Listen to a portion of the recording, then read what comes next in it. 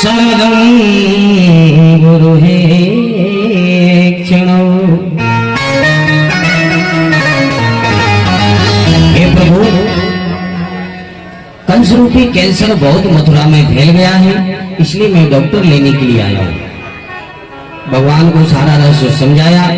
भगवान ने कहा, चाचा जी ये बात आप हमारे और आपके बीच ही रहे, यदि ये बात हमारे बाबा को मालूम चल जाए ना तो बाबा आप ही हाल मना कर दे। जैसे बाबा से तो यही कहनी है कि मथुरा में बहुत विशाल एक मेला का आयोजन है, बस उस मेला में घूमने के लिए ले जाना है, बाकी कोई बात बोलना ही नहीं।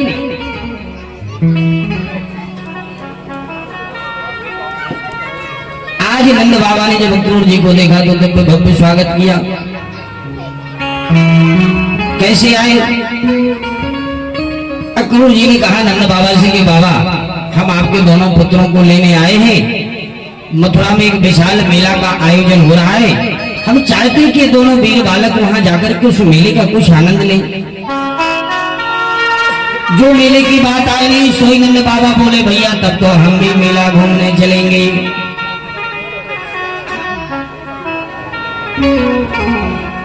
बोले अरे बाबा, अरे मेला तो नए लड़कों को घूमो आए ना, बुढ़ापे में 90 साल की उम्र में कहा तो मेला घूमो। बाबा बोले मैं दिख रहा हूँ किलो 90 साल को, लेकिन मैं तो अभी 20 साल को, ये समझ लो नौजवान हूँ।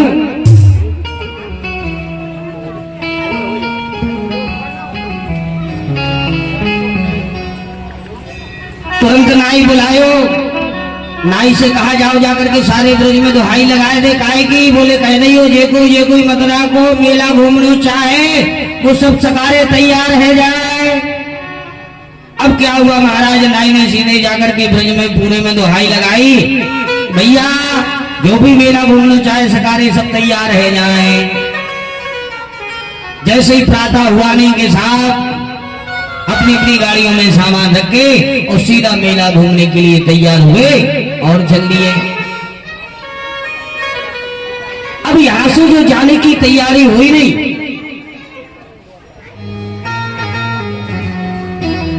और सीधे यहां से प्रभु रथ पर बैठे अक्रूर जी के, और जो जाने के लिए तैयार हुए नहीं, गोपियों को मालूम चला तो बिलक करके रोने लगी, दौड़ी चली आई।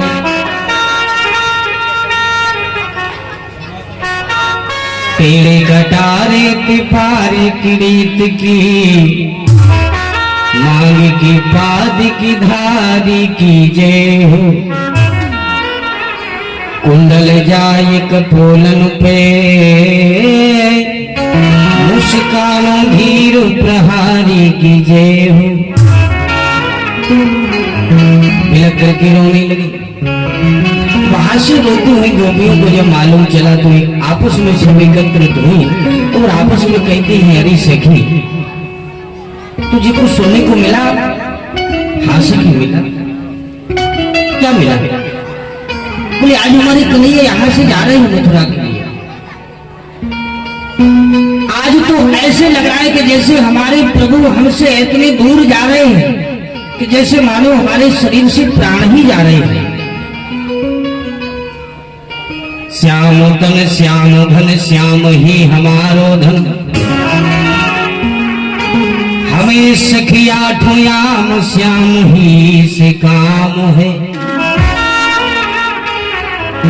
श्याम ही ये श्याम जी श्याम बिन नहीं तीर्थ,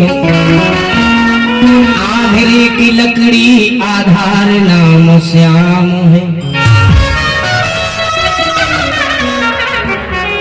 श्याम ही है प्राण पति, श्याम ही हमारी गति।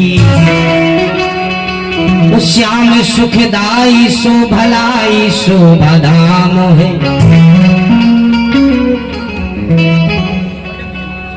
अरे सखी मुझे तो चारों तरफ सिर्फ आज ऐसा लग रहा है कि संसारी हमसे हमें दूर जा रहा है। सभी गोपियां आई और सीधे आकर के रथ के बिल्कुल सामने लेट गई, और जो सामने लेटी नहीं प्रभु रथ पे बैठे, प्रभु नीचे उतर के आए। कहा गोपी ऐसे कैसे विलग हो रही हो, क्या कारण है हमें बताओ।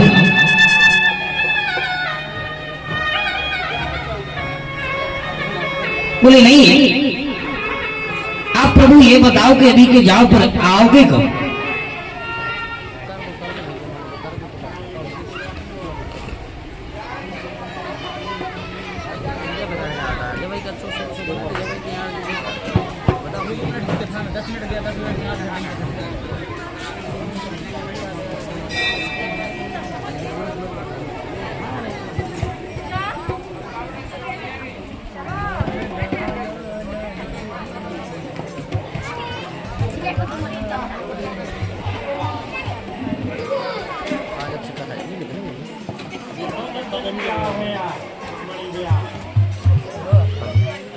चालू कर दे यार तो जल्दी। श्री राधे थोड़ी ये सामने में मैंने थोड़ी तेज कर दे यार जी वाले। आंधेरे की लकड़ी आधार नाम श्याम है। आज तो सखी ऐसा लग रहा है कि हमारे प्राणनाथी हमारे हमसे दूर जा रहे हैं। भगवान ने जब कहा कि गोपी मैं जा तो जरूर रहा हूं, बहुत जल्दी आऊंगा, कब आओगे प्रभु? भगवान कह के गए कि मैं परसों आऊंगा। जब परसों की बात कही तब जाकर के गोपियों ने रास्ता दिया जाने के लिए। आज प्रभु चले गए, प्रभु जा रहे हैं पर बिलक करके आज गोपियां रो रही हैं। किस भाव से रो रही हैं हम उस भाव को देखें। आपस में कहती हैं, अरे मैंने प्रीत करी दिल जाने समरिया, छोड़ चले मुझे धारों में। मैंने प्रीत करी दिल जाने समरिया, छोड़ चले मुझे धारों में।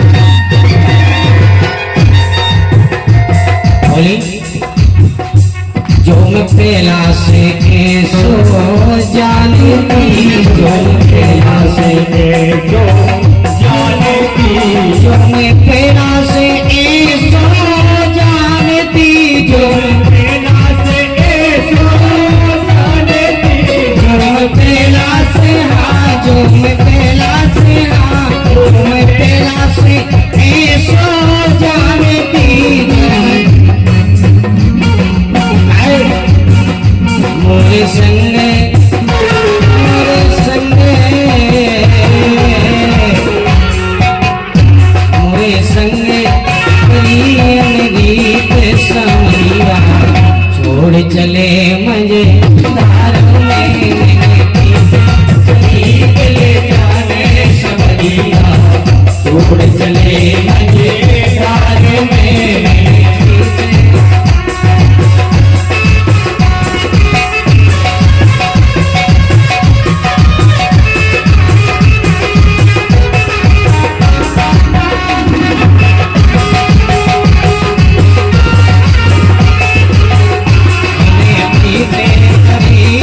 जाने समरिया, छोड़ चले मुझे धारों में।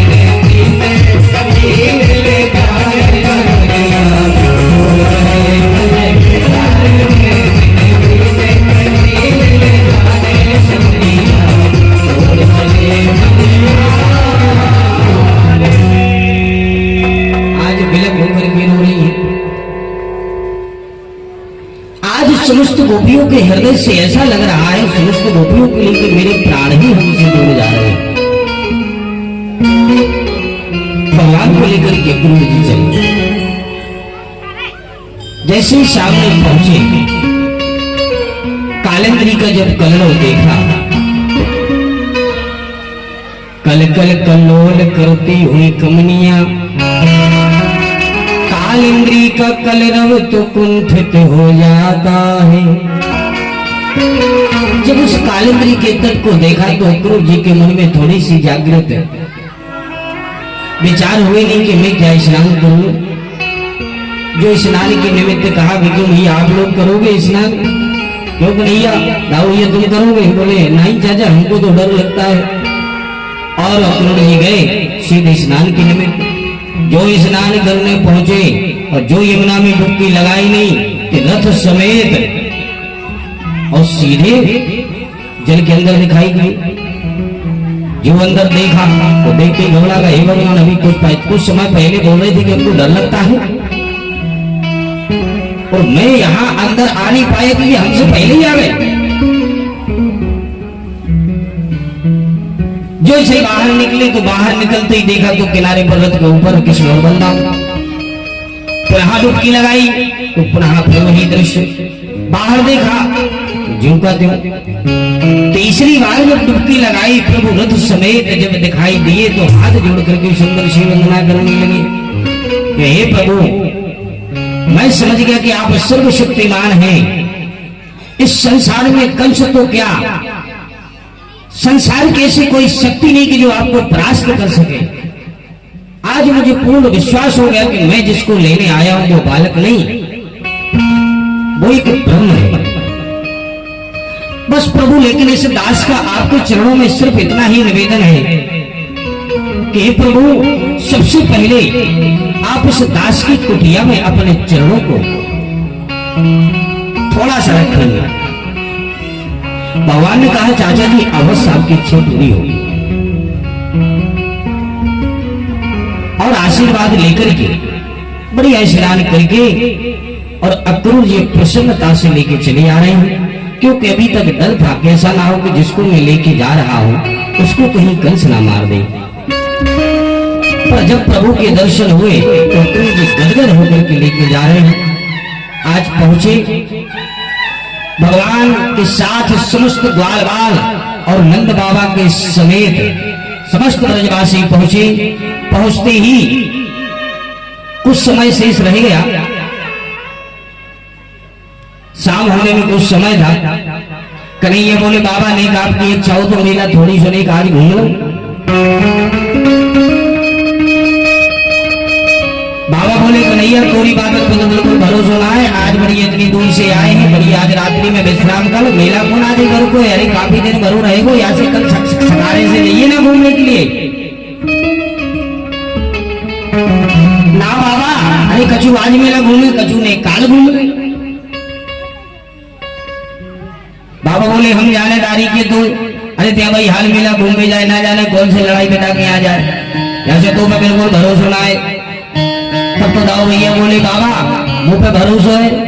हाँ तो पे तो भरोसा है, तो मैं जाऊं साथ में? बोले हाँ ठीक तुम चले जाओ, यदि तू जाए तो यार मैं छोड़ दो। अब दाऊ भैया तैयार हुए और जो कन्हैया तैयार हुए तो पीछे से ब्रजवासी बोले का बाबा तो नहीं हम साथ में चले जाए। अब बाबा को लोग लगा के छोराओं की कुछ ज्यादा ही इच्छा है। बोले ठीक है छोराओ जाओ, जाकर के ज्यादा ना घूमियो, पास को घूम के ही आ जाइए सकारे। बोले हाँ बाबा रात ना हो पाए आके पहले ही हम वापस आ जाए। और समस्त ब्रजवासी दाऊ कृष्ण कन्हैया के साथ समस्त ब्रजवासी घूमने मेला के लिए चल दिए। बोले कृष्ण बलदेव की। आज भगवान जैसे घूमने के लिए गए और जो घूमने के लिए गए जैसे ही मथुरा में प्रवेश किया नहीं कि प्रवेश करते ही जिसकी नजर प्रभु के ऊपर पड़ती है वही अपने आप को भूल जाता है। आज वही झांकी दृश्य दिखाई पड़ रहा है कि जैसे भगवान मिथिलापुर में दूल्हा सरकार बनकर के प्रवेश हुए थे वैसे ही आज यहाँ प्रभु आज मथुरा में प्रवेश कर रहे हैं। बस मामला थोड़ा सा उल्टा है। वहां प्रभु श्री राम जी घुमाने ले जा रहे हैं लक्ष्मण जी के लिए, और आज यहाँ पर दाऊ भैया अर्थात शेष ही परमात्मा को घुमाने के लिए ले जा रहे हैं। जो भी प्रभु की माधुर्य मूर्ति को देखता है वही कहता है कि धन्य ये वही छोरा है जिन्होंने छोटी सी उम्र में पूतना को अघासुर, बकासुर, तृणावृत इत्यादि को ठिकाने लगा दिया। 7 वर्ष की उम्र में गोवर्धन जैसे पर्वत को धारण कर लिया। आज उनके गुणों की बड़ी सराहना हो रही है।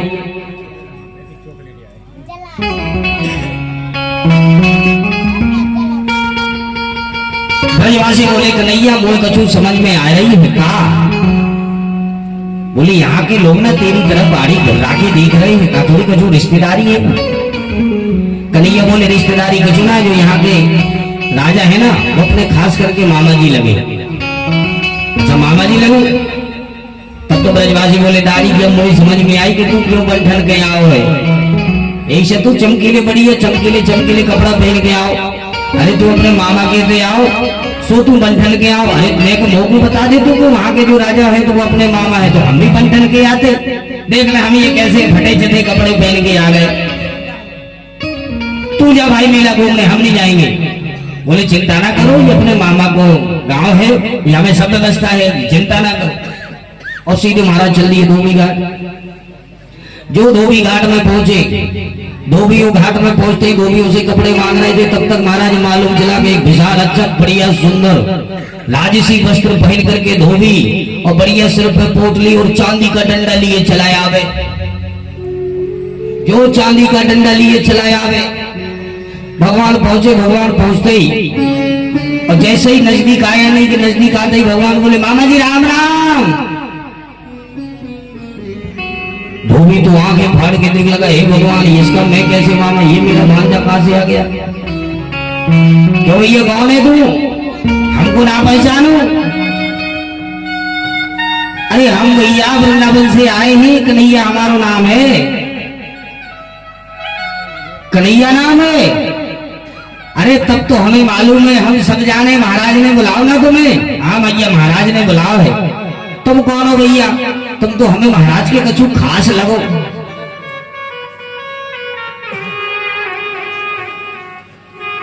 बोले हम महाराज के ही खास आदमी हैं। अरे तब तो महाराज भैया, अरे मामा ये कहाँ है?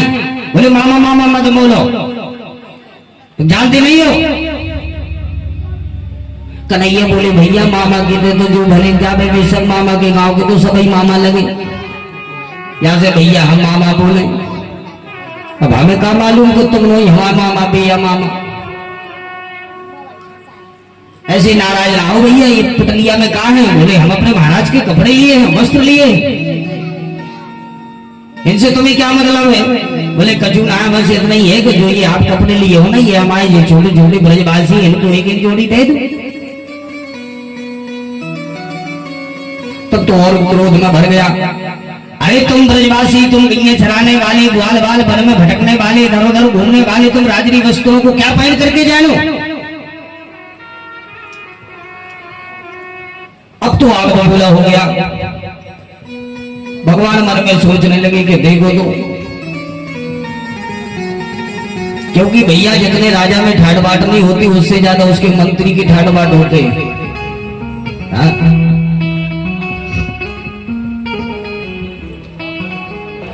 एक उदाहरण से समझे, जिसे कहने को होता है चपरासी। अब एक चपरासी छोटा भी होता है, एक चपरासी बड़ा भी होता है। नाम उसका चपरासी है, पर है किसका? बस गर्मी उसी की होगी।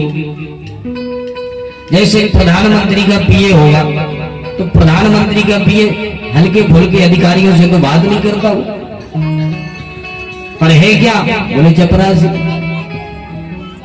ऐसे ही महाराज आज कंस का जो पीए है वो भी ऐसे ही सादा हल्की फुल्की बात नहीं करता। अरे तुम क्या जानो भैया चलाने वाले बाल बाल। भगवान समझ गए कि भैया ये ना बोलो, ये को पीछे वालों पावर बोल लो। भगवान को थोड़ी सी गुस्सा आई और जो गुस्से आई नहीं के हल्को से के चाटा जड़ दियो, और जो चाटा जड़ो नहीं के धर से सिर ही अलग हो, और जो सिर अलग होगा नहीं तो 2 मिनट में धोबी घाट खाली। बोले भैया यह बालक के तो हाथ में तलवार समझ में आ रही के फटेगा तलवार, देख ले रघुआ ने एक हाथ मारो ना बिल्कुल धर से सिर ही अलग हो गया। 2 मिनट में हाहाकार करके पूरा धोबी घाट खाली। जो धोबी घाट खाली हुआ नहीं, कन्हैया बोले ब्रजवासी छाटो बीनो कपड़े, मान के कपड़े छाटे बीने पहने और पहन करके जो चलने दिए। सुखदेव जी कहते हैं राजन ब्रजवासी कपड़े पहन के चल दिए और पीछे से रोड साफ बहने लगो। अब कहा राजा के कपड़े, कहा छोटे छोटे ब्रजवासी पहने। अरे 6 फुट के आदमी के 3 फुट को आदमी पहने तो कहा हालत हो। कन्हैया बोले नहीं कपड़ा उठाए ले, तो कपड़ा महाराज ऐसे पकड़ के ऐसे उठा लिए फिर चले। अब क्या स्थिति होगी ब्रजवासियों की? ब्रजवासी बोले कन्हैया कपड़ा तो ठीक ठाक है पर देख ले ऐसे है कि पीछे से रोड साफ है रहो। कन्हैया बोले चिंता ना करो, ये मामा को नगर है सब व्यवस्था है जाए।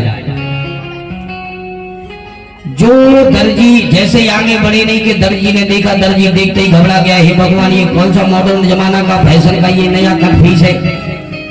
ऐसे पकड़ के कपड़े वहां से आया, चरणों में प्रणाम किया, बोले महाराज कहां से आए हो, कैसे आए हो, सारा परिचय दिया। बोले भैया तुम कौन हो? बोले भैया अरे प्रभु हम तो एक दर्जी हैं। बोले भैया तुम ठीक आओ, हम तो ये ढूंढ रहे थे, लेकिन कपड़ा के थोड़ी ये ढीले ढाले है ना, अच्छा बढ़िया तंदुरुस्त कर दी, बड़ी अच्छे कपड़े टाइट किए, और जो कपड़े अच्छे हष्ट पुष्ट किए पहनाए, और पहना करके जो चलने लगे चरणों में प्रणिपात किया। भगवान ने जोरदार आशीर्वाद दिया, कहा बिल्कुल हमारा आशीर्वाद हो कि तुम फलो और फूलो। तभी से ही महाराज दर्जी फल फूल रहे हैं। अब दर्जियों को तो आप जानते हो 300 की कपड़ा 600 सिलाई, कब सिला भी चली जी क्यों कहा कि हम जी कुर्ता सिलवाऊ थे, बाकी तो कुछ सिलो पहना नहीं, कुर्ता ही भर पहना था। कुर्ता सिलवा भी जा 400 रुपया लगे, पता चले कि 300 का कपड़ा आ जाए। तब ऐसे दर्जियन खिलाने आशीर्वाद है भगवान को, फलो फूलो जितने की कपड़ा नहीं उसे निगड़ी कमाई सिलाई की। अब बढ़िया तंदुरुस्त होकर के आगे बढ़े। अब तो ब्रजवासी बोले कन्हैया कपड़ा तो ठीक ठाक है पर एक चीज की कमी है। कहा? बोले तू तो जाने हम वृंदावन वासी, अब तो माथे पे चंदन हो लग जाए तो बस सब व्यवस्था है। जो आगे बढ़े नहीं कि इतने में एक कुबड़ी नाम की सुंदरी बढ़िया हाथ में सोने की कटोरी में चंदन घिस करके लिए आ रही थी। और जो कुबड़ी को देखा भगवान बोले सुंदरी कहाँ जा रही हो? और जो सुंदरी शब्द सुना तो कुबड़ी वहीं पर रुक करके देखने लगी। हे भगवान आज तक जिंदगी में किसी ने हमसे सुंदरी नहीं कहा, ये कौन कह रहा है? इधर उधर देखा, भगवान नजर आए। प्रभु बोले अरे सुंदरी हमने आपसे कहा है सुंदरी आप कहाँ जा रही हो? पास में आई, सारी कहानी सुनाई। अरे हम महाराज कंस के दरबार में जा रहे हैं। क्या है ये हाथ में? बोले हाथ में घिसा हुआ चंदन है, और हमारे हाथ का घिसा हुआ चंदन महाराज के लिए अति अच्छा लगता है, इसलिए हम नित्य प्रति उनके मस्तक पर चंदन लगाने जाते हैं। भगवान बोले तो कहा सुंदरी आज हम सबको चंदन लगा दियो। बोली अरे प्रभु आपको क्यों नहीं लगाएंगे? अरे जीवन में किसी ने सुंदरी नहीं कहा है, आपने सुंदरी कहा है। मेरा भी मन हो रहा है कि आपको सुंदर से इस मस्तक पर मैं अपने हाथों से चंदन लगाऊं। जो इतनी बात कही भगवान बोले बिल्कुल अति अवश्य, और तुरंत ही उस कुबड़ी ने सबके मस्तक पर चंदन लगाया। और जो चंदन लगा करके और जैसे ही प्रभु कुबड़ी के बगल में खड़े हुए नहीं कि सब लोग जितने भी ब्रजवासी थे उड़ाओ भैया तो हंसने लगे। बोले कन्हैया एक बात तो है का? बोले जैसी जी टेढ़ी वैसे तू टेढ़ो। बोले टेढ़ा और टेढ़ी की पुक जमनी जोड़ी। बोले ये 3 जगह 4 से अब तू वैसे ही सीधो हो, तुम्हें भी तू टेढ़ो ही तो है। बोले कितनी अच्छी जोड़ी। परिहास करने लगे। भगवान को लगने लगा कि ये हमको ऐसे ही चढ़ाते रहेंगे। तो भगवान ने आशीर्वाद के रूप में उसके दाहिने पैर के अंगूठे को अपने पैर की अंगूठी से दबाया और टोड़ी में अर्थात ये दाढ़ी में एक ऐसा हाथ लगा करके जो एक झटका मारा नहीं कि सबरे कुबड़े उसके गायब हो गए और परम सुंदरी हो गई। बोले भक्त वत्सल भगवान की। मालूम चलता है वो एप्रो प्रेशर का झटका था। हाँ, कुबड़े से गायब हुए। चरणों में उसने प्रीपाद किया, कहा प्रभु बस इतना निवेदन करना है कि आप मेरी कुटिया तक अवश्य पधारे। भगवान ने कहा कार्य पूर्ण करने के उपरांत में अवश्य आपकी कुटी में आऊंगा, ये आशीर्वाद है। आगे चले भगवान, जैसे ही आगे बढ़े नहीं कि सब ब्रजवासी अब तो और प्रसन्न हो गए। बोले कन्हैया आप तो सब ठीक ठाक है पर एक ही चीज की कमी रह गई बस। बोले कहाँ है? बोले तू तो जाने ना कि ब्रजवासियों को अगर कोई माला ना पहनावे तो वो खुद खरीद के ही पहन लेते। वैजयंती जमाला, ये ब्रजवासियों की विशेषता है। ब्रजवासियों की सिर्फ दो ही पहचान है, मस्तक पर चंदन और गले में वैजयंती माला। और चंदन भी महाराज जैसो ना लगाए, यहां से लेके गाल, आधे गाल से लेके पूरे माथे तक, इस तरफ के आधे गाल तक है। उस चंदन की एक संप्रदाय अलग है, गल छप्पक संप्रदाय, उसको बोलते हैं ब्रज भाषा में छप्पक हुआ चंदन। उसको ऐसे ऐसे धपो। तो ब्रजवासियों के माथे पर चंदन और गले में वैजयंती माला। आज माला के लिए लालायित हो रहे हैं। बोले कन्हैया बस एक ही चीज की कमी है। भगवान को सुदामा नाम का माली याद आ गया, सीधे जाकर के सुदामा नाम के माली की कुटी में पहुंचे। जो सुदामा नाम के माली की कुटी में पहुंचे, भगवान को देखा तो देखते ही चरणों में प्रणिपात किया। सबके लिए सुंदर सी माला बना करके पहनाई। आइए वही माली है जो प्रभु श्री राम दूल्हा बनकर के अयोध्या से मिथिलापुर के लिए प्रवेश हुए। तो आज इसने प्रभु का सुंदर सा श्रृंगार किया। भगवान से इसने प्रार्थना की कि हे प्रभु मैं इन अपने हाथों से सदा आपका ही श्रृंगार करता रहूं। आज वही है सुदामा नाम का माली प्रभु की सुंदर अपने हाथों से मालाओं से श्रृंगार कर रहा है। माली ने बड़ी सुंदर सी माला पहनाई। वो माला पहन करके जो आगे चले आशीर्वाद देकर के, इतने में एक दूत ने जाकर के खबर दी कंस से कि महाराज गजब है का। बोले भैया भाई जो दो बालक आए बड़े खतरनाक है, ऐसा समझ में आवे के बाकी हाथ में ही तलवार फड़ है। आपके वस्त्र लेकर के जो धोबी गाट गया था, बाकी तो एक चमीटा घलो नहीं हल्को सो थप्पड़, तो बाकी तो धड़ से सिर ही अलग है। देखते ही सुनते ही घबरा गया कंस। आगे बढ़े नहीं, सुनते ही कंस ने कहा जाओ जाकर के जो ये हाथी है कुबलिया पीठ, इसके लिए इतना मदरा पान कराओ कि जैसे वो दोनों वीर बालक आवे और सीधे सामने आते ही उस हाथी के पैरों के नीचे दबोच करके दोनों को मौत के घाट उतार दो। फिर क्या हुआ महाराज, वहां से सीधे आए और आकर के इतना मदरा पिलाया हाथी के लिए कि हाथी बिल्कुल मस्त हो गया। जैसे ही हाथी मस्त हुआ नहीं कि वहां से प्रभु आए और वहां से हाथी चला रहा है। हाथी ने जब प्रभु को देखा तो देखते ही तुरंत ही वार कर दिया। जैसे ही वार किया नहीं तो आज प्रभु जैसे शेषनाग के साथ ऐसे ऐसे उचट रहे थे, वैसे ही आज प्रभु हाथी के साथ भी पहले खेल रहे हैं।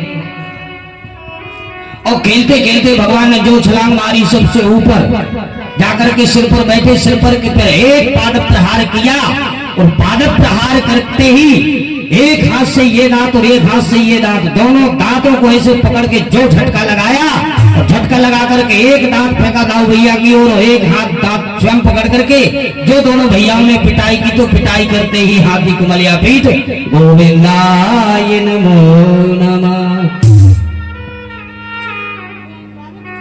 जो हाथी की सूचना कंस के दरबार में पहुंची, कंस तो अवाक रह गया और भगवान वहीं से अपने शिविर के लिए प्रस्थान करे। बोले भक्तवत्सल भगवान की। रात्रि में विश्राम किया और प्रभु ने रात्रि में विश्राम करके प्रातः ही जैसे हुआ, प्रातः होते ही भगवान सीधे पहुंचे कंस के द्वार पर। कंस के द्वार पर पहुंचे, कंस के द्वार पर पहुंचते ही कंस के द्वार मेन गेट के अंदर धनुष रखा था। उस धनुष को देखा तो देखते ही भगवान को लगने लगा कि इस धनुष को तो उठा करके चढ़ाना चाहिए। जो धनुष के रक्षक थे, रक्षक एक दूसरे को मुंह ताकने लगे, नेक्स्ट वाले धनुष देख रहे।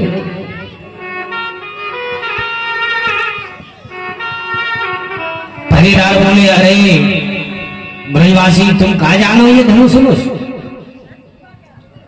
जो उन्होंने परिहास करना प्रारंभ किया, ऐसा वैसा धनुष नहीं है भैया, वो हमारे महाराज से भी उठाए नहीं उठता, तुम उसको उठा करके चढ़ाने की बात कर रहे हो। दाऊ भैया ने बोला कन्हैया पूतना वाले हाथ दिखा दे रहा। जो इतनी बात हुई नहीं, दाऊ भैया ने इशारा किया, जोई भगवान सीधे पहुंचे कन्हैया और कन्हैया ने बाएं हाथ से ही उस धनुष को ऐसे पकड़ा और उठा लिया, और उठा करके जो प्रत्यंचा चढ़ाई नहीं की टूट गया। जो धनुष टूटा तो टूटते की जो ध्वनि कंस के कानों तक पहुंची तो कंस भी अपने आप की गारंटी खत्म कर बैठे। बोले तो हमारी भी गारंटी खत्म, क्योंकि यहां पर एक गर्ग संगीता के अनुसार कंस के पास में जो धनुष था वो बाबा परशुराम का दिया हुआ। बाबा परशुराम ने कहा था कि जिस समय ये धनुष का बल खंडित हो जाएगा, उसी से जो इस धनुष का खंडन करेगा उसी के हाथों ही तुम्हारी मृत्यु निश्चित होगी। धनुष टूटने का जब शब्द सुनाई पड़ा तो कंस को लगने लगा कि हमारी भी गारंटी खत्म। और दोनों भैयाओं ने धनुष के आधे आधे टुकड़ों को रखा और सीधे अंदर प्रवेश, गजराज की तरह दोनों भैया चले जा रहे हैं। अंदर पहुंचते ही मल्ल युद्ध का कार्यक्रम था, और जो मल्ल युद्ध का कार्यक्रम था तो कंस के 5 मल्ल वो विशिष्ट ही मल्ल थे। 5 मल्ल कंस के पास ऐसे थे कि एक मल्ल के पास 60,000 हाथियों के बराबर बल था। मुष्टिक, चाणूर, सल, तोसल और कूट, ये 5 मल्ल थे। 5 मल्ल आए। सबसे पहले मुष्टिकासुर और चाणूर ये दोनों आए, और दोनों ने आकर के कहा अरे कन्हैया थोड़ा सा नहीं हमारे साथ में कर ले युद्ध। मल्लानाम सुनिर्नराम नरवरा स्त्रियाम स्मरो मूर्तिमानः। भगवान भी समझ गए यदि ये मल्ल है। चाणूर ने आकर के कहा अरे 2-2 हाथ हो जाए। कन्हैया बोले क्यों रे, तुझे शर्म ना आया रे, बाजार में सब पेश खाएगा। अरे तेरो पहाड़ जैसो शरीर, मैंने 100 छोड़ा, अरे तो मुंह से लड़ने में कुछ शर्म ना लगे, ऐसे लड़ाई लड़ रहे। बहुत समझाया पर भगवान समझ गए, जिनकी रही भावना जैसी प्रभु मूरत देखी तिन तैसी। आज चाणूर के लिए भगवान मल्ल ही नजर आ रहे हैं। जो चाणूर ने भगवान से कहा, दाऊ भैया ने इशारा किया क्या कर रहे हो, अरे करो खेल। और जो दाऊ भैया ने इशारा किया तो कन्हैया बोले ठीक है भैया चाणूर अगर तेरी इच्छा है तो हो जाए दो हाथ। पर भैया हम तो से लड़ने के लिए तैयार हैं, पर हमारे ये बड़े भैया है ना दाऊ, यदि तेरे साथ में कोई एक आध मल्ल हो तो इनके साथ में भिड़ा दे। जो मुष्टिकासुर से कहा तो मुष्टिकासुर बलराम भैया के साथ लड़ बैठे। न बालो न किशोरस्तुम बलश्च बलिरामराः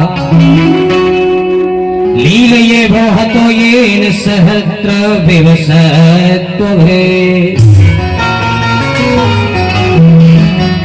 पहली न सह मुष्टिका आज बलराम जी के साथ मुष्टिकासुर लड़ बैठे।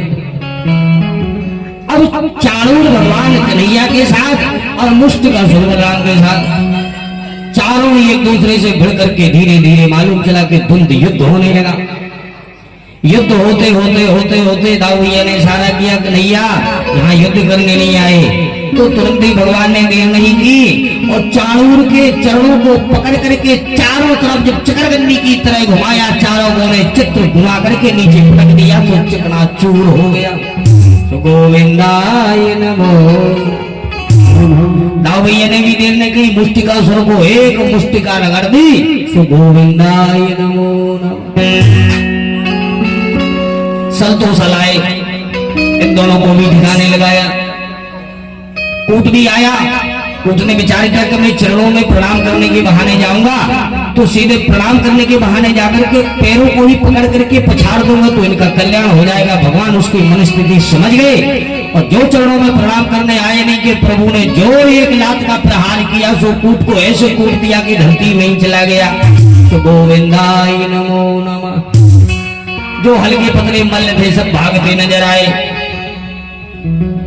मल्ल युद्ध से जब प्रभु निवृत्त हुए नहीं, कंस तो अवाक हो गया। कंस ने तुरंत ही म्यान में से तलवार निकाल करके बिल्कुल युद्ध के लिए तैयार। भगवान ने भी यहां से छलांग मारी और सीधे कंस के पास। अब कंस के साथ पहले भगवान खेल रहे हैं, क्योंकि जीवन में जन्म लेते ही हम लोग भाग गए थे। मामा का तो मुंह देखने कोई नहीं मिला और मामा जब मिले तो तलवार ही लाए मिली। भगवान ने भाई मामा पहले दिन खेलो हम तुम। तो भगवान इधर के उधर थोड़ी थोड़ी खेलते खेलते भगवान ने तो हंसी हंसी में ही प्रभु ने जैसे ही वो बार जहां करता है प्रभु यहां, जैसे ही बार करे तो प्रभु यहां से छलांग मार के यहां से यहां। और समय जैसे ही आया नहीं कि प्रभु ने तुरंत ही कंस की चोटी को पकड़ के नीचे झपीट करके नीचे लाई, सिंहासन से नीचे। और नीचे आते ही दोनों पैरों को पकड़ करके ऐसे घुमा करके नीचे पटक दिया और छाती पर बैठ करके दोनों हाथ घूम करके एक मुक्का मार दिया। तो मारते ही गोविंदाय नमो नमः। बोले कंस मर्दन भगवान की। कंस के जो भाई थे सबको मौत के घाट उतारा भगवान ने। कंस की दो पत्नियां थी, अस्ति और प्राप्ति। अस्ति और प्राप्ति जरासंध की बेटियां थी। ये यहां से उन्होंने सीधी रास्ता पकड़ी। पति के मरने का शोक हुआ तो सीधे अपने माई के पिता के घर। कंस को मार करके प्रभु ने सबसे पहले जाकर के अपने नाना उग्रसेन को जेल से मुक्त किया, माता पिता को मुक्त किया, पुनः सिंहासन पर उग्रसेन के लिए राज्याभिषेक किया। कार्य पूर्ण करने के बाद बाबा ने कहा अब तो कार्य पूरा हो गया, अब क्यों ना अपने घर चले। कन्हैया बोले बाबा कुछ मथुरा का भी दायित्व तो हमारे सिर पर आ गया है, आप लोग चले, यहाँ का मैं कार्य पूर्ण करके और मैं आपके पीछे तत्काल ही 2-4-10 दिन में आ जाऊंगा। ऐसा आश्वासन दिया तो सभी ब्रजवासियों को लेकर के बाबा सीधे वृंदावन के लिए प्रस्थान किए। सभी को लौटा करके भगवान वृंदावन में रहने लगे। मथुरा में रह करके भगवान ने वहीं से देवकी और वसुदेव भगवान के लिए पढ़ाने के लिए भेज दिया। और पढ़ने भी हमारे भगवान इसी मध्य प्रदेश में ही आए थे, मथुरा से शांतिपनी के आश्रम में उज्जैन। और उज्जैन में ही पढ़ते पढ़ते महाप्रभु का एक परम मित्र भी बन गया, ब्राह्मण सुदामा। हम ब्राह्मण सुदामा की कल चर्चा करेंगे। भगवान ने 16 दिन पढ़ाई की, 16 दिन में 16 कलाएं सीखी और यहीं से सर्व विद्या संपन्न करके कंस के जो ससुर थे जरासंध, जो अष्टि और प्राप्ति कंस की जो पत्नियां थी उन्होंने जाकर के सारा समाचार सुनाया। तो जरासंध ने मथुरा पर ही आक्रमण बोलना प्रारंभ कर दिया। आज जरासंध ने मथुरा पर 17 बार आक्रमण किया। 17 बार आक्रमण करते करते करते करते 18वीं बार जरासंध कालायवन को लेकर के आए। कालायवन के लिए वरदान था कि तुम्हारा कोई भी यदुवंशी वध नहीं कर सकता। भगवान को यह सूचना मिली तो भगवान ने रात्रि में ही योजना बनाई। विश्वकर्मा को बुला करके रातों ही रात कहा कि जाओ जाकर के ऐसी एक सुंदर नगर का निर्माण करो कि जहां तक कोई पहुंच ही ना पाए। विश्वकर्मा को आदेश दिया। विश्वकर्मा ने जाकर के समुद्र के मध्य बिल्कुल सुंदर सी एक नगर का निर्माण किया जिसका नाम द्वारका। समस्त सोते हुए मथुरा वासियों को भगवान ने रातों रात ही यहां से उठा करके योग माया के द्वारा और सीधे द्वारका में प्रविष्ट। अब भगवान मथुरा में अकेले। जैसे ही 18वीं बार जरासंध ने आक्रमण किया तो आक्रमण करते ही और भगवान सबसे ऊंचे की चोटी पर चढ़ करके जो छलांग वहां से मारी तो सीधे जाकर के गुजरात में डाकोर में गिरे प्रवर्षण नाम के पर्वत पर।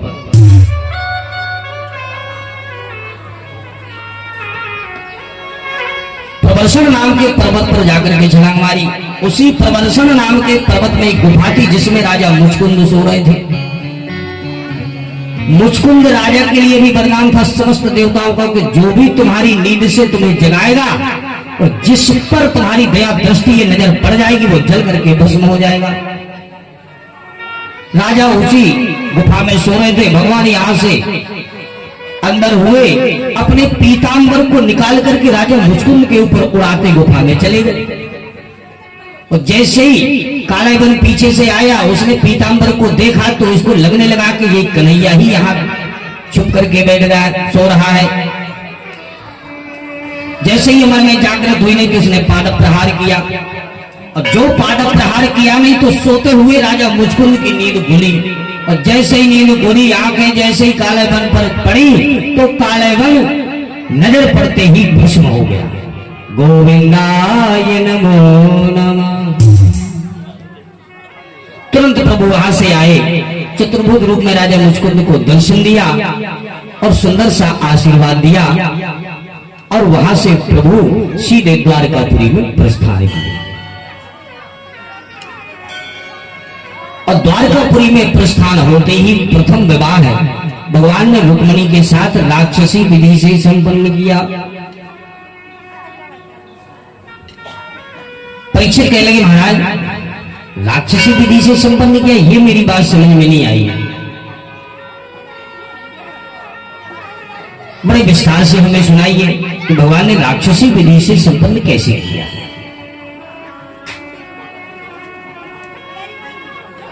तो सुखदेव महामुनि बड़े विस्तार से इस चरित्र को श्रवण कराते हैं। सुखदेव जी कहते हैं भगवान भीष्म की सुता रुक्मणी रुचिरानना राक्षसे विधानेना उपैम इति श्रुतम्।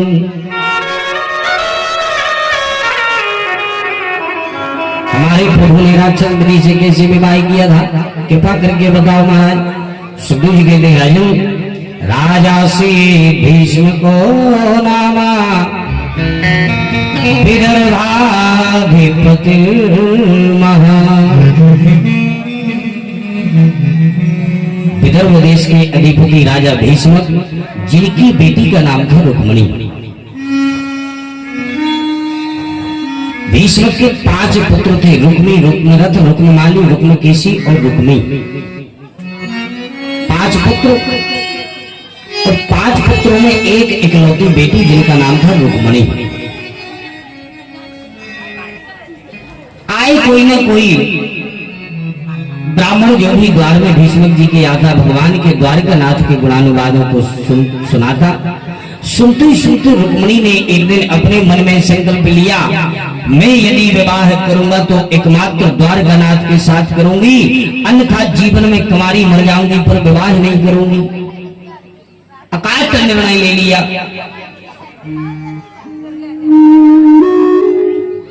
वही ब्राह्मण जो रुक्मिणी से चर्चा सुनावे, वही ब्राह्मण यहाँ से जाकर के भगवान को भी रुक्मिणी की चर्चा सुनावे। एक दिन बाबा भीष्मक के मन में भी ऐसा विचार हुआ कि क्यों ना द्वारकानाथ का चारों तरफ पताका ध्वजा फहरा रही है, क्यों ना अपनी बेटी का विवाह द्वारकानाथ के साथ कर दिया। तो पांचों पुत्रों को बुलाया, पुत्रों से परामर्श लिया, क्यों भैया हम तुम्हारी बहन का विवाह करना चाहते हैं द्वारकानाथ के साथ, तुम्हारा क्या विचार है। सोई बड़ा पुत्र भड़क गया। रुक्मिणी ने कहा, क्या करते हो पिताजी, अरे उस भगोड़े के साथ घर छोड़ बना बैठा है, द्वारका में समुद्र की शरण लिए बैठा है, उसके साथ में मैं अपनी बहन का विवाह कभी होने ही नहीं दूंगा। आप चिंता ना करो, मेरी बहन है, मैं अपनी बहन का मैं अपने तरीके से विवाह करूंगा, आप बुद्ध हो, शांत बैठो।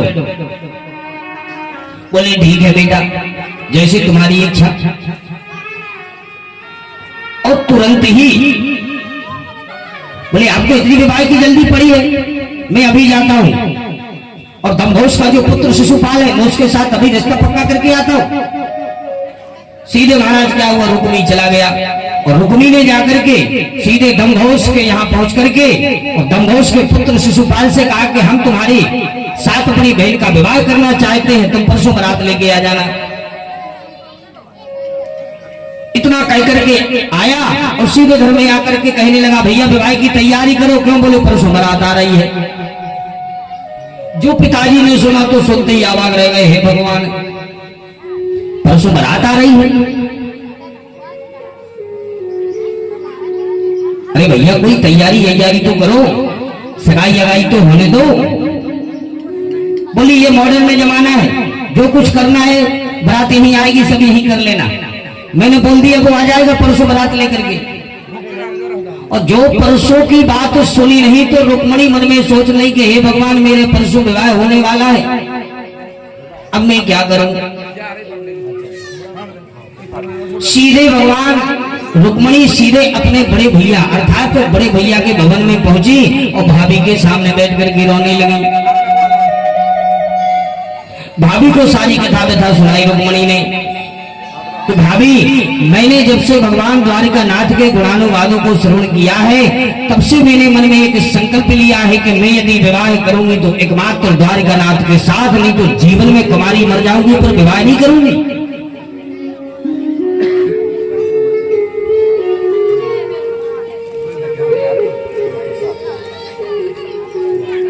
बड़ी भाभी तो अवाक रह गई, कह लगी तू क्या कह रही है बाबरी, अरे परसों बारात आ रही है और आज तू मुझे ये सुना रही है। यदि तेरा ये पक्का विश्वास पक्का अकाट निर्णय है तो इसी वक्त तू बिल्कुल तुरंत ही पत्र लिख। तो काल पत्र लिखिया और लिख करके तुरंत एक ब्राह्मण को बुलाया, ब्राह्मण को दिया, बोले जाओ जाकर के देर नहीं करना और सीधे द्वारकानाथ के हाथ में ये पत्र पहुंचा दो।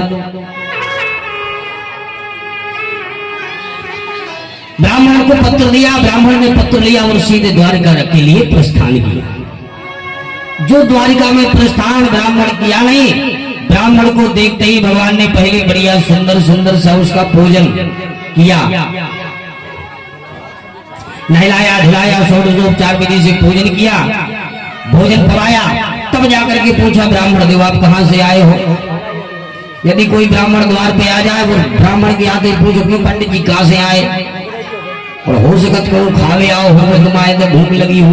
तो भूखा ब्राह्मण शेर से भी ज्यादा खूंखार होता है, इसलिए कोई ब्राह्मण अतिथि आवे पहले उसका बढ़िया स्वागत सत्कार सम्मान भोजन पवाओ, तब जाकर के पूछो कि आप कहां से कैसे किस लिए आए हो।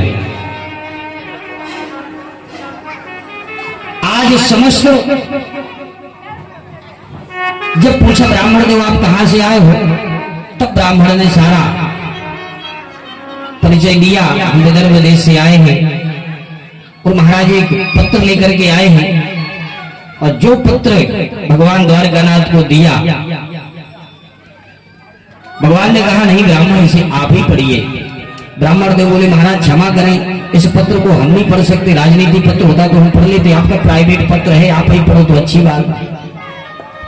भगवान बोले हे ब्राह्मण देव, आप हमारे इष्ट हैं, आप हमारे वंदनीय पूजनीय हैं।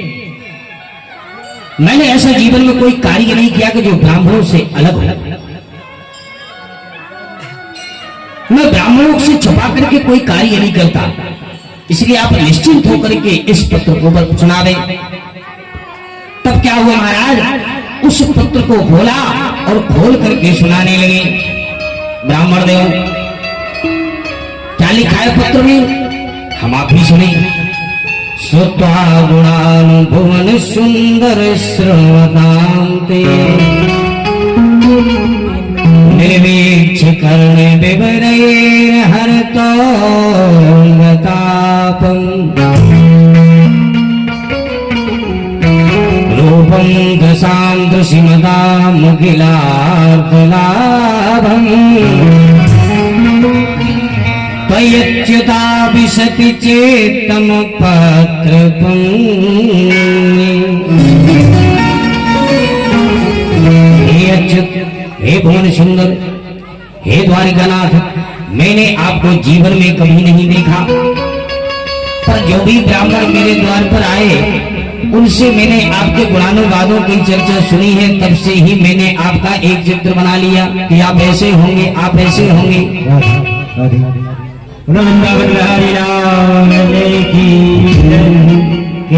दैयो मुरलिया बारे से मोए दिन ब्याही ले ये दैयो मुरलिया बारे से मोहे दिन ब्याही ले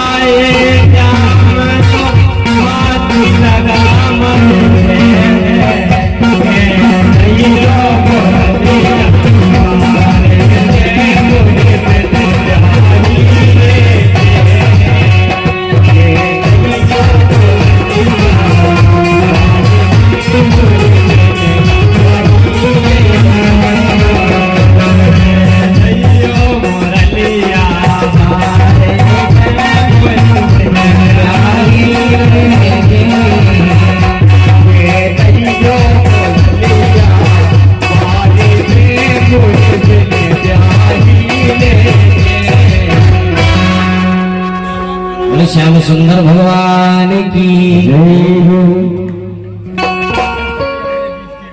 बहुत सुंदर भजन गाया पंडित जी ने, जोरदार तालियां एक बार पंडित जी के लिए। आज छठवां दिन है, 6 दिन से नहीं बोले, आज ही बोले। हाँ बहुत सुंदर है, कम से कम ये मन है, इतना कहा तो मन में कि हमें ये कार्य करना है।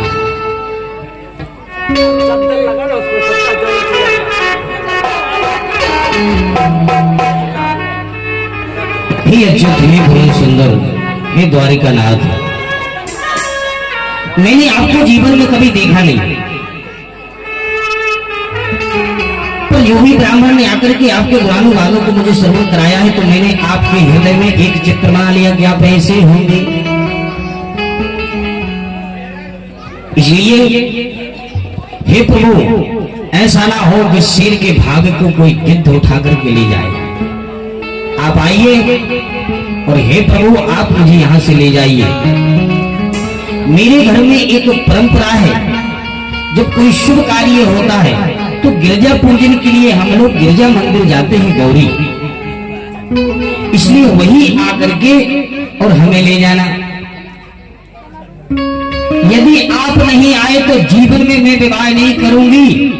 विवाह होगा तो एकमात्र आपके साथ। ये मेरा अकाट निर्णय है। आपके चरणों की दासी रुक्मणी। जो इस पत्र को पढ़ करके सुनाया ब्राह्मण जी ने, भगवान भी कहने लगे, हे ब्राह्मण देवता, मैं आपसे क्या बताऊं। जो ब्राह्मणों ने रुक्मणी से मेरी चर्चा सुनाई, रुक्मणी की उन ब्राह्मणों ने आकर के मुझे भी चर्चा सुनाई। क्या सुनाई है? भगवान भी कह रहे हैं, तथा हमपि चित्तसो निद्रां चननान लभे निशि वेदाहं रुक्मिणा द्वेषा ममोदबाहो निवारिता ये यथा मां प्रपद्यन्ते। आज भगवान भी कहते हैं कि निद्रां च न लभे निशि। भगवान कह रहे अपने मुख से कि जब से मैंने रुक्मणी के गुणानुरागों का श्रवण किया है, तब से मुझे भी रातों रात नींद नहीं आती है। ये भगवान कह रहे हैं। तब तो ब्राह्मण जी ने कहा, महाराज देर ना करो। फिर क्या हुआ? महाराज सीधे रथ पर बैठे और विदर्भ देश के लिए चल दिए। जो विदर्भ देश के लिए निकले ही, तब तक निकलते ही और दाऊ भैया की नजर पड़ी, तब तक तो निकल ही गए थे। दाऊ भैया ने आकर के द्वारपालों से पूछा, भैया तुम्हारे ये द्वारकानाथ कहाँ गए? बोले, महाराज जी हमें मालूम नहीं है, पर इतना जरूर मालूम है कि एक पंडित जी आए थे, विदर्भ देश से आए थे, हाथ में पत्र लाए थे और हमने ही उनको द्वारकानाथ के पास पहुंचाए थे। अब वहां क्या हुआ वो तो मालूम नहीं, वो तो सीधे वहां से आए, रथ में बैठे और नंद हो गया ना। तब तो राव भैया बोले, निश्चित मैं समझ गया, यदि ये विदर्भ देश गया है तो मुझे मालूम है कि वहां भीष्म की पुत्री रुक्मणी का आज स्वयंवर है, विवाह हो रहा है, इसलिए निश्चित है ये गया है तो निश्चित खाली हाथ में बहू लेकर के ही आएगा। अरे जब दूल्हा ही चला गया तो हम लोग चलो पीछे से बारात लेके ही चलते हैं। तो दाऊ भैया ने क्या हुआ महाराज, समस्त ब्रजवासियों, समस्त ही यहाँ द्वारका वासियों को लेकर के और पीछे से चल दिए। बोले कृष्ण बलदेव की जय हो। जैसे ही वहां पहुंचते ही रुक्मणी तो बड़ी आबाद, बड़ी चिंतित, बड़ी उदास। इनको लग रहा है ऐसा ना हो कि मेरा पत्र वहां तक पहुंचा कि नहीं पहुंचा, और पहुंचा भी होगा तो ना जाने उन्होंने स्वीकार किया भी होगा कि नहीं किया होगा। ख्यालों में खोई है, ना जाने वो मुझे आते भी हैं लेने की नहीं आते हैं। मन में ख्यालों में खोई हुई थी कि तब तक भगवान के साथ में जो ब्राह्मण भेजा था, ब्राह्मण ही नजर आ गया। और जो ब्राह्मण आए तो तुरंत दौड़ करके रुक्मणी आई। बोले, हे ब्राह्मण देवता जल्दी बताओ क्या खुशखबरी लाए हो? ब्राह्मण देवता ने कहा, खुशखबरी नहीं लाए, अरे जिनको पत्र लेकर के हम गए थे उन्हीं को लेके आए। जो इतनी बात रुक्मणी ने सुनी तो रुक्मणी तो आवाज हो गई। तुरंत ही जाकर के महलों में 16 श्रृंगार किए और श्रृंगार करके आज राजकुमारी है तो अनेक दासियां तैयार हुई और सीधे गौरी पूजन के लिए निकल पड़ी। जो गौरी पूजन के लिए निकली तब तक किसी दूत ने देख लिया तो दूत ने आकर के शिशुपाल से कह दिया कि शिशुपाल भैया इस समय होशियार रहना। क्यों? बोले, मालूम है द्वारकानाथ आए हैं तुम्हारी शादी देखने। और जो द्वारिका नाथ के नाम सुना नहीं शिशुपाल ने तो शिशुपाल समझ गया कि इसका मतलब ये आया है तो कुछ ना कुछ गड़बड़ जरूर होगा। तब तो साफ वहां पर जरासंध, साल, दंतवक्र इत्यादि सब बोले, कल नहीं कहा हम जब तेरी बारात में आए हैं तो कहा, अरे ये तो पूरी लड़का खा के आए हैं, यदि कुछ गड़बड़ हो तो हाथ हम ही अपने दिखा दें, तुम चिंता ना कर। फिर क्या हुआ महाराज? रुक्मणी चली और जैसे ही मंदिर में बढ़िया सुंदर सी स्तुति गाई। आज स्तुति गा रही है रुक्मणी के हेमा दुर्भगायान में धाता नानुकूलो महेश्वरा देवी वाग्मुखा गौरी रुद्राणी गिरिजा सती नमस्ये त्वात्मिके भीक्षं स्वसंतान उतां शिवा भूयात् पतिरमे भगवान कृष्णास्तदनुमोदता।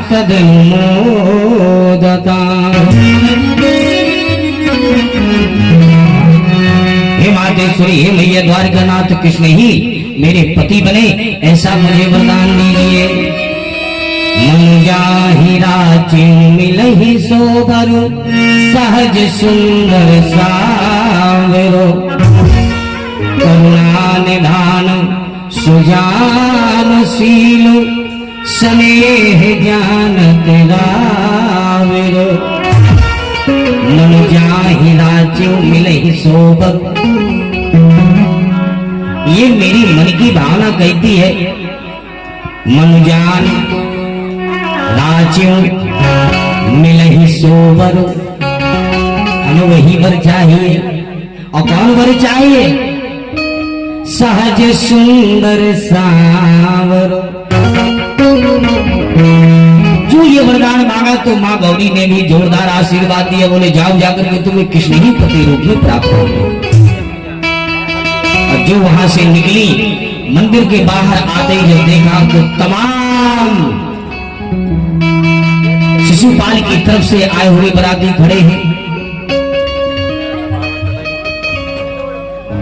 मन में घबरा रही है कि हमारे प्रभु आए तो है, पर इसके पहले हमने प्रभु को देखा नहीं है। कैसे होंगे, कैसे दिखते होंगे, कहां खड़े होंगे। आज रुक्मणी जिसकी तरफ नजर डाल देती है वही अपने आप का सीना तान के खड़ा हो जाता है कि हम भी किसी से कम नहीं। हाँ? चली आ रही है, मन में उदासी है, पर मन में यह विश्वास है कि हमारे प्रभु जहां भी होंगे बड़े सुंदर दिखते होंगे। और भगवान जैसे ही प्रभु के नजदीक आई, नहीं प्रभु सबसे लाइन में पीछे खड़े थे। और जो रुक्मणी की नजर प्रभु पर पड़ी, प्रभु ने इशारा किया चिंता न करो, आई एम कमिंग, हम खड़े। जो इतनी बात इशारा किया नहीं, इशारा करते ही रुक्मणी समझ गई, गदगद हो गई। मां हमारे प्रभु आए चले और सीधे प्रभु के पास पहुंची। प्रभु ने अपनी मोह माया और माया का वो विस्तार किया कि जितने सब रक्षक खड़े थे रुक्मणी की रक्षा के लिए, वो सब देखते ही दंग रह गए। बोले वाह कितनी सुंदर जोड़ी है, क्या सुंदर मोहिनी मूरत है।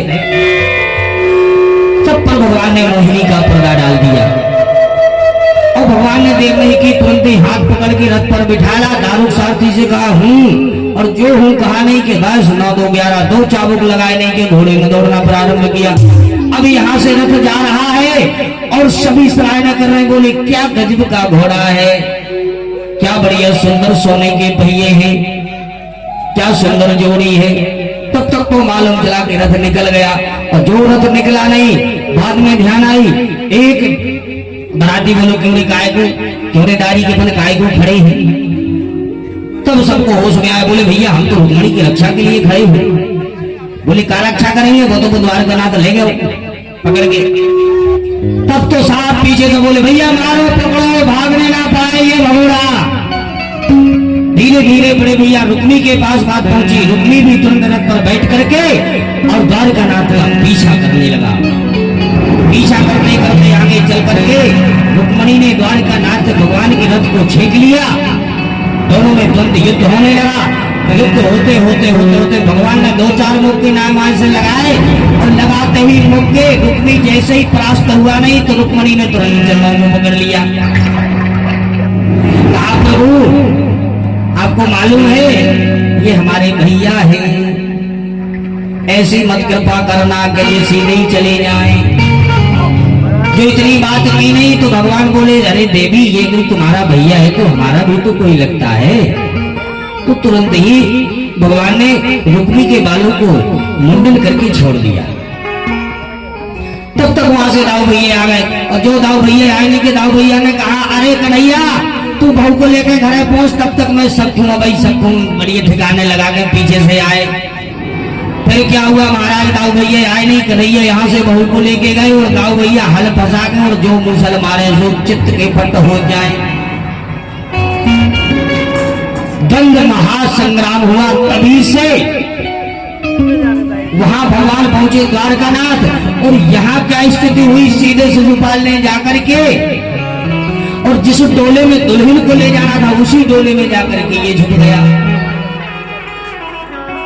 जरासंध, साल, दंतवक्र इत्यादि आए, सबने समझाया, बोले भैया शिशुपाल ऐसी चिंता ना करो, ये तो जीवन है, कभी हार कभी जीत होती रहती है।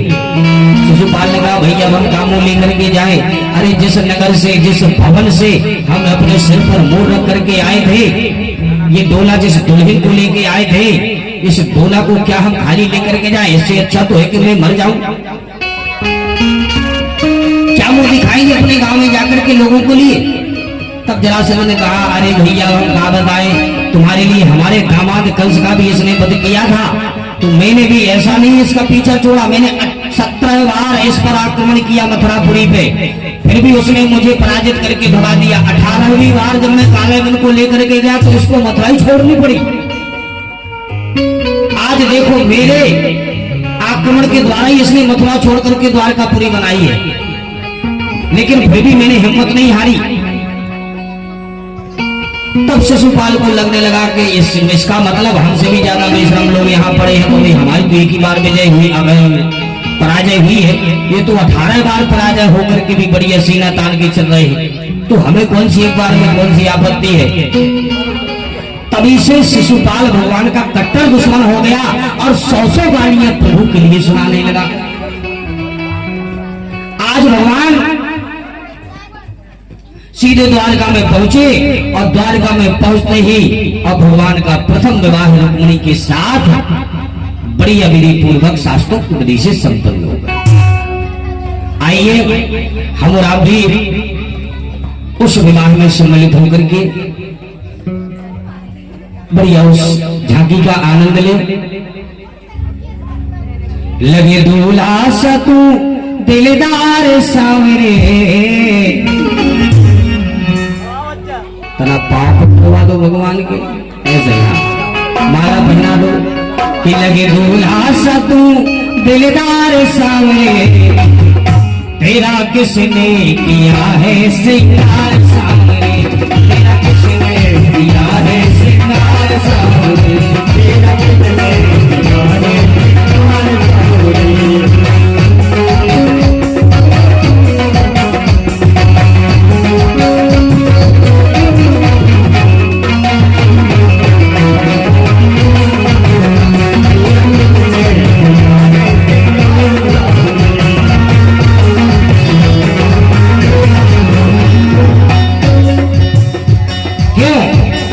मस्तक पर मलया गिरे चंदन केसर तिलक लगाया, मस्तक पर मलया गिरे चंदन केसर तिलक लगाया, मस्तक पर मलया गिरे चंदन केसर तिलक लगाया,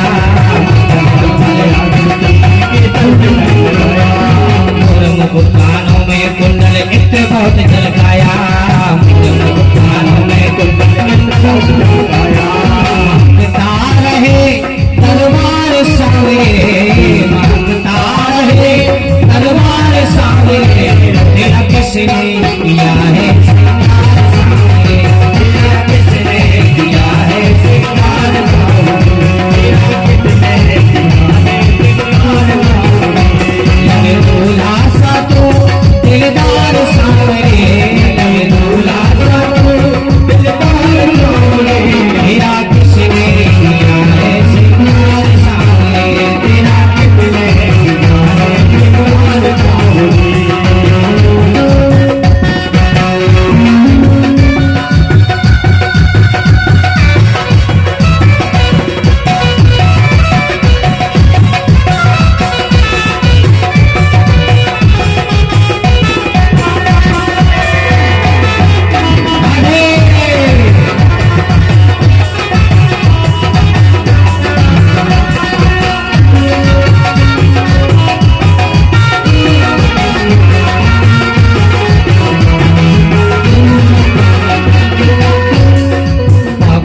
कलियां चुन चुन कर तेरा हार बनाया, रागों से कलियां चुन चुन कर तेरा हार बनाया, रागों से कलियां चुन चुन कर तेरा हार बनाया, रागों से कलियां चुन चुन कर तेरा हार बनाया। रहे सलामत हाथ बदामो जिसने तुझे सजाया, रहे सलामत हाथ बदामो जिसने तुझे बनाया, रहे सलामत हाथ सलामो जिसने तुझे सजाया, रहे सलामत हाथ बदामो जिसने तुझे सजाया।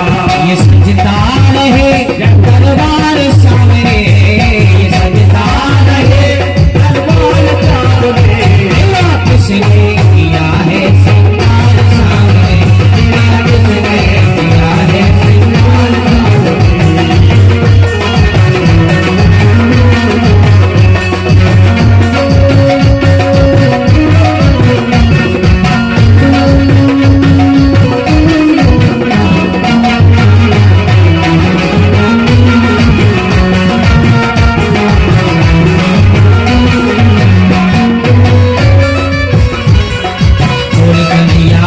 तुझे मैं कौन से शब्द सुनाऊं, बोल कन्हैया आज तुझे मैं कौन से शब्द सुनाऊं, बोल कन्हैया आज तुझे मैं कौन से शब्द सुनाऊं, बोल कन्हैया तुझे आज मैं कौन से शब्द सुनाऊं। ऐसा कोई राग बता दे तू नाचे में गाऊं, ऐसा कोई राग बता दे तू नाचे में गाऊं, ऐसा कोई राग बता दे तू नाचे में गाऊं, ऐसा कोई राग बता दे तू नाचे में गाऊं।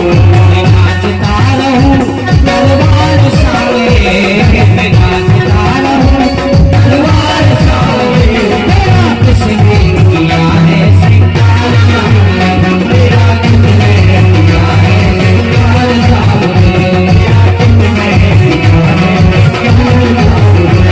लगे दूल्हा सा तू दिलदार सामने, लगे दूल्हा सा तू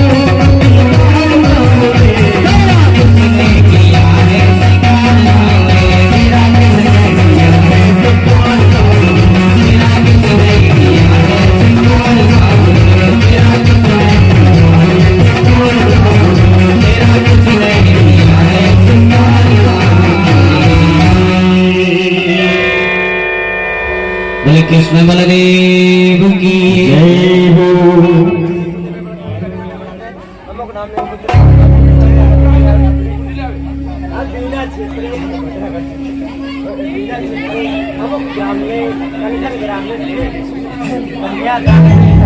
आज भगवान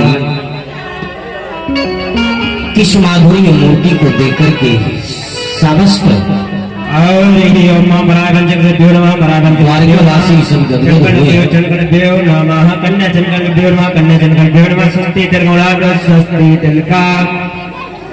हरे ही ओम सत्यनारायण भव स्वाहा सत्यनारायण भव सुविधा सत्यनारायण वारिष्ठाने स्वस्ति तिलका।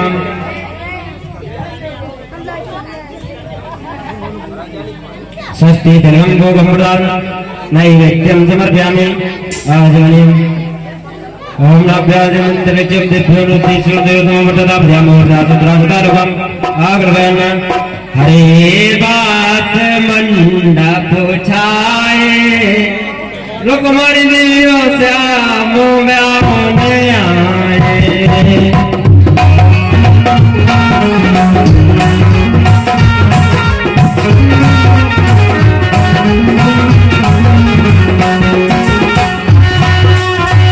हरि बाते मंडप छाए रुक्मणी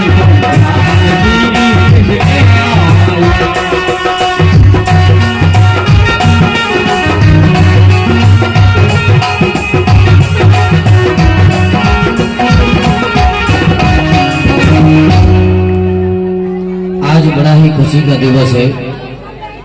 भगवान श्री श्याम सुंदर माँ के बिहारी द्वारिकानाथ का विवाह है। आज लाला हरदौल सिद्धधाम थार आश्रम के समक्ष ये बयान द्वारकानाथ रुक्मिणी का विवाह है। आज हमारे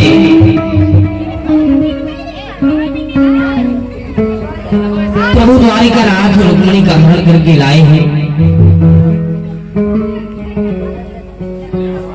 हमारे मुख्य यजमान ही रुक्मिणी के पिता बनकर के उनका विवाह है। भगवान द्वारिकानाथ के हाथों में उनको सौंप रहे हैं। भगवान भीष्म की सुधाम्रा रुक्मिणी रुचिरानना राक्षसेन विधायेन उपैमिति श्रुतम्।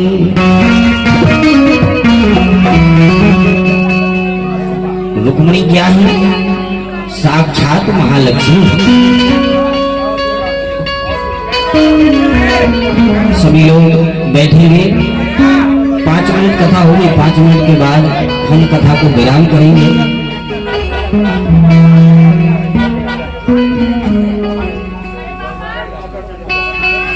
रुक्मिणी क्या है? साक्षात लक्ष्मी का स्वरूप है। लक्ष्मी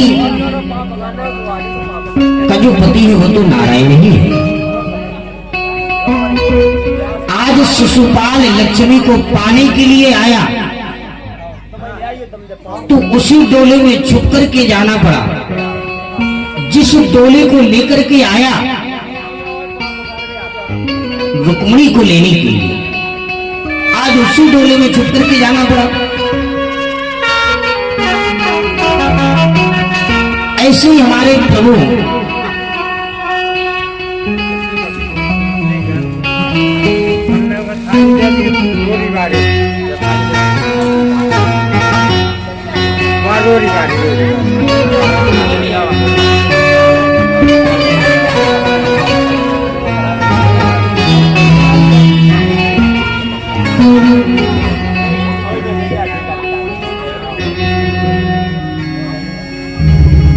राधे राधे राधे कहने की आदत सी हो गई है।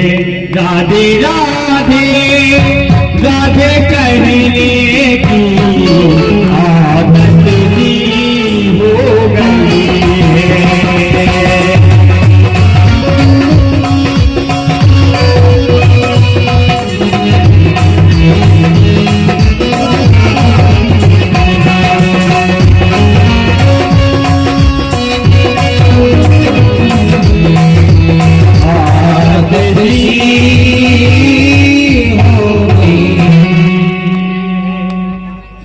और आज बड़ा ही खुशी का दिवस है। हमारे गुप्ता परिवार से सभी लोग आए हैं। व्यासपीठ से बहुत बहुत धन्यवाद।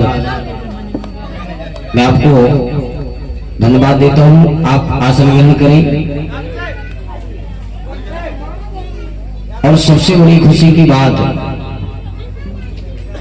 भगवान में पहली बात हर किसी व्यक्ति का मन नहीं लगता।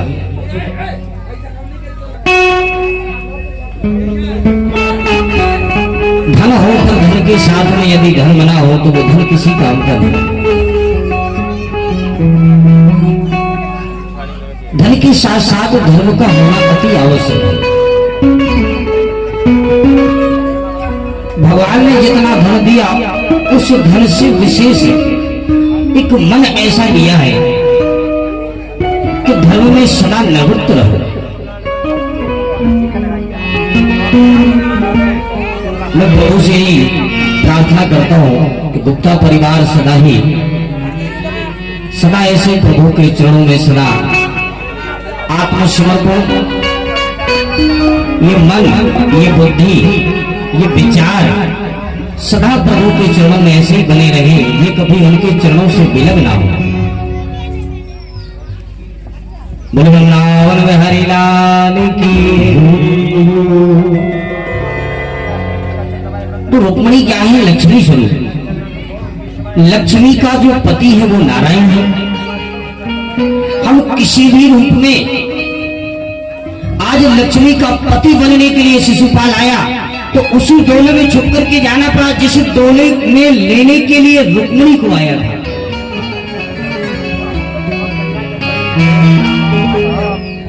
अरे जिसकी पत्नी होगी वो उसी के पास जाएगी। लक्ष्मी को तुम संसार के जितने रिश्ते वो सब बनाओ। अरे लक्ष्मी को माँ बनाओ, लक्ष्मी को बेटी बनाओ, लक्ष्मी को बहन बनाओ,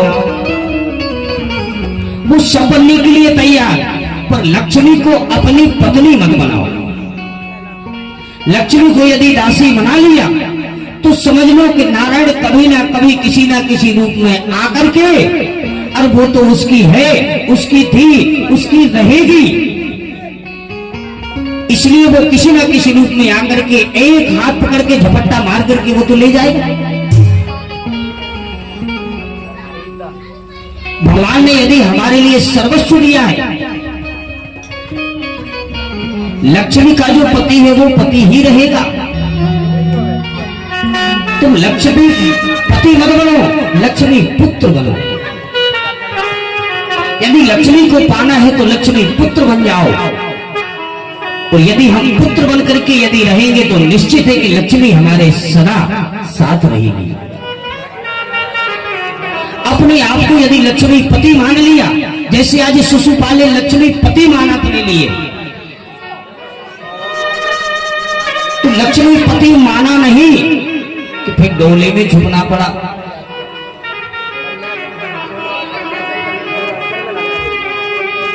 ऐसे ही अरे वो तो सदा ही श्री हरि की है। हम कितनी भी कोशिश करें पर लक्ष्मी हमारी नहीं हो सकती, और हमारी हो सकती है यदि हम उस भाव से, हम मां का भाव यदि लक्ष्मी के प्रति रखें कि हे मां हम आपके पुत्र हैं, आप हमारी मां हैं। यदि हम लक्ष्मी पुत्र बने, ये लक्ष्मी पिता बने, ये लक्ष्मी भाई बने, तो निश्चित है कि हमारे सदा साथ वो रहेगी, कभी हमसे विलग नहीं हो सकती।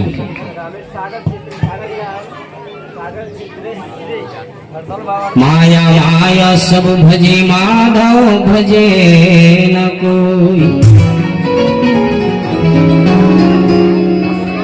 जो कदापि माधव भजे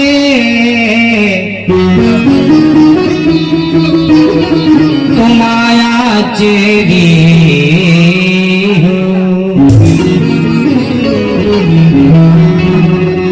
ये प्रभु की कृपा प्रदत्त है। यदि हमें माया को पकड़ना है, अर्थात हमें लक्ष्मी को पकड़ना है, तो लक्ष्मी के पहले हमें नारायण को पकड़ लेना चाहिए। तो यदि हमने नारायण को पकड़ लिया तो लक्ष्मी तो फिर दासी है। अरे जहां नारायण वहां लक्ष्मी, इसलिए हमें लक्ष्मी को यदि बुलाना है तो हमें नारायण को ही निमंत्रण दें। और यदि हमारे घर नारायण आ गए फिर उनको पकड़ के रखो, और यदि नारायण जब पकड़ के रखोगे, जब जाने नहीं पाएंगे तो लक्ष्मी जी को फिर ढूंढते हुए अपने स्वामी को आई जाएंगे। फिर माया चेरी हो, हमें ढूंढना नहीं पड़ेगा। अरे जैसे हम अभी बौखलाने फिरते, फिर ऐसे हमें बौखलाने की आवश्यकता नहीं है, वो तो अपनी आप ही चुंबक की तरह खींची चली आएंगे। बोले वृंदावन बिहारी लाल की। आज की कथा को हम यहीं पर विराम करते हैं। कल की कथा में हम भगवान के शेष कितने विवाह हुए इनकी चर्चा करेंगे। कल श्रीमद् भागवत का अंतिम दिवस है, तो जो 6 दिन अर्थात जो सभी कथा को नहीं सुन पाता वो अंतिम दिन की कथा को सुन लेता है, तो सप्ताह श्रवण करने का उसको फल प्रदान हो जाता है। कल सुदामा चरित्र, भगवान के बहुत से ऐसे चरित्र हैं, तो कल हम अंतिम दिवस की कथा में कोशिश करेंगे कि प्रभु के समस्त चरित्रों को श्रवण कर सके। तो कल की कथा में जितना बने समस्त लोगों को लिए आकर के इस कथा को श्रवण करना है, क्योंकि कल अंतिम दिन की कथा है। फिर ना जाने कब हमारा आगमन होगा, कब यहाँ पर कथा होगी। भाई अभी तो हो ही रही, पर इसके बाद ना जाने अब कब होगी। तो हाथ से यदि अवसर चला गया तो फिर हमें पीछे सोचना पड़ेगा। इसलिए अभी हाथ से ये अवसर ना जाने पाए। बोले भक्त वत्सल भगवान की। आइए भगवान श्याम सुंदर के विवाह में सुंदर सी एक गारी हम सब लोग मिलकर के गुनगुनाएंगे। भगवान के विवाह में आज देखिए द्वारकावासी कितनी बढ़िया सुंदर गारी गा रही है। आए मोहन मदन घन श्याम, आए मदन मोहन घन श्याम, ओलन पुर पावना जी। आए मदन मोहन घन श्याम, ओलन पुर पावना जी। मदन मोहन घन श्याम,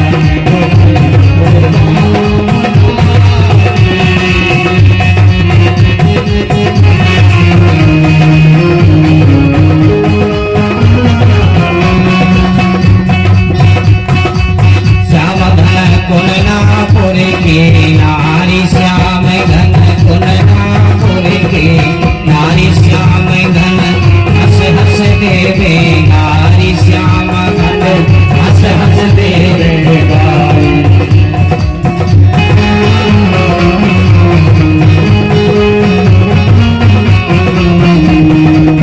आए आए रुक्मणी रस बरसाए तेरे मन भावना।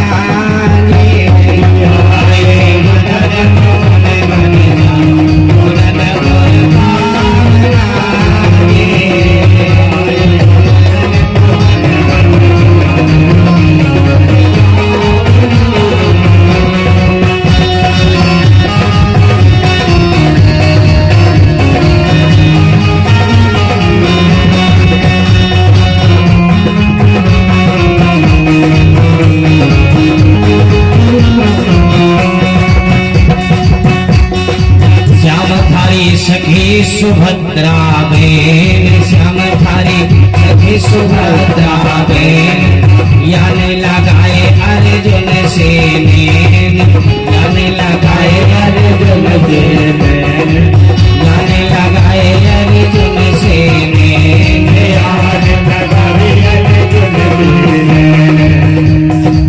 यदि बातों रखियन कुल की लाज, यदि बातें रखियन कुल की लाज, अर्जुन संग जावना गे। यदि बातें रखियन कुल की लाज, अर्जुन संग जावना गे।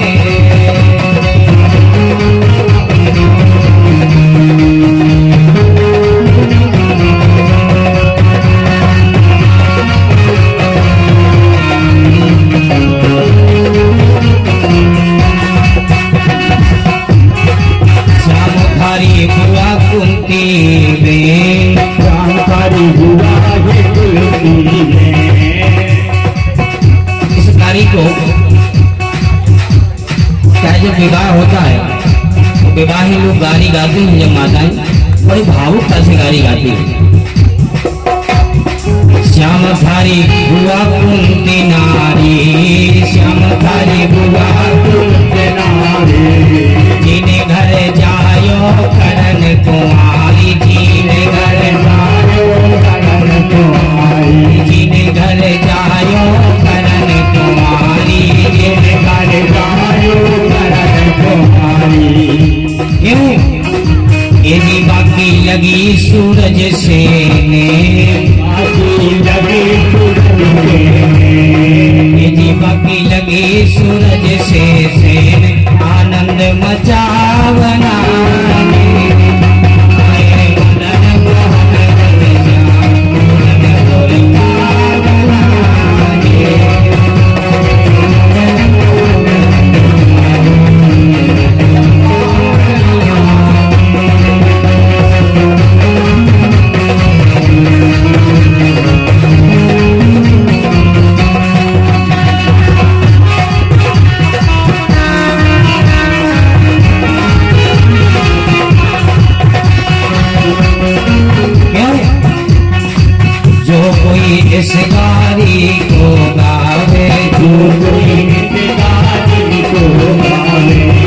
कोई इस गारी को गावे, जो कोई इस गारी को गावे, नटखट सबका दुख बिसरावे, नटखट सबका दुख बिसरावे, नटखट सबका दुख बिसरावे, नटखट सबका दुख बिसरावे। श्याम सुंदर के बारे में जो ये गाड़ी गावे सबके दुख बिसरावे। क्यों? ए जी हो जाए भव से पार, ए जी हो जाए भव से पार, फिर ना आवना जी।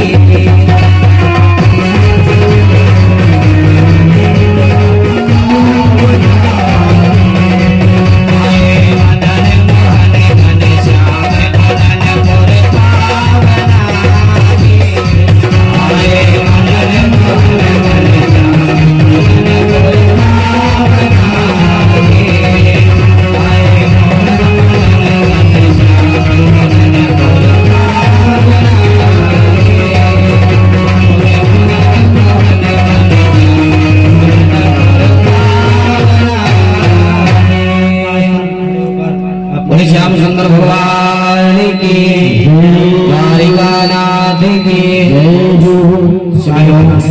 अपने ऊपर के भागवत भगवान की जाति।